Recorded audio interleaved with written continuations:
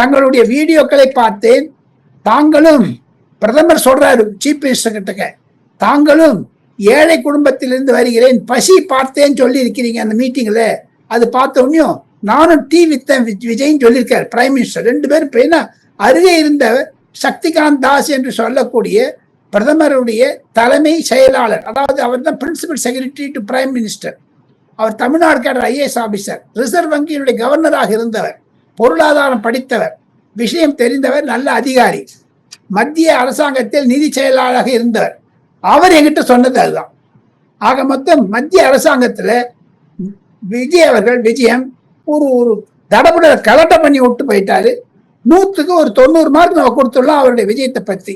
அரசியல் ரீதியாக பேச வேண்டும் என்றால் கண்டிப்பாக பிரதமர் நரேந்திர மோடி அவர்கள் செப்டம்பர் மாதத்தில் தமிழகத்திற்கு வந்து புதியதாக நிறுவக்கூடிய விமான நிலையம், இப்ப பரந்தூர் விமானத்தை க்ளோஸ் பண்ணிட்டாங்க, கிடையாதுன்னு சொல்லியாச்சு. அது அருகே இருக்கக்கூடிய விமான நிலையத்திற்கு நான் அடிக்கல் நாட்ட வருகிறேன், அதற்கு முன்னாடி நீங்க நிலம் உங்க லேண்டு தரணும் உங்க தமிழ்நாடு அரசாங்கத்திலேன்னு சொல்லியிருக்காங்க. அதை ஒத்துன்னு இருக்காரு சிஎம். இப்ப சென்னைக்கு வந்து அதுக்கான விஷயத்தான் ஏற்பாடு பண்ணுவாரு. கூட அதிகாரிகள் சீஃப் செக்ரட்டரி சாய்குமார் இருந்தாரு, அவருக்கு நோட்ஸ் எடுத்துட்டாரு, அவரும் இதை பத்தி பேசுவாங்க.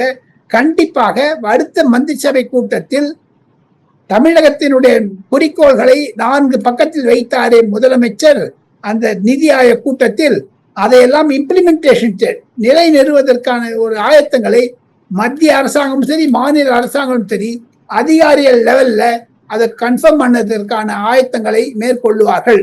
தவிர லலிதாமா 18ஆம் தேதி சட்டசபை ஆரம்பிக்க போகுது. அதுக்கு முன்னாடி ஒரு வெள்ளை அறிக்கை கொடுக்க போறாரு.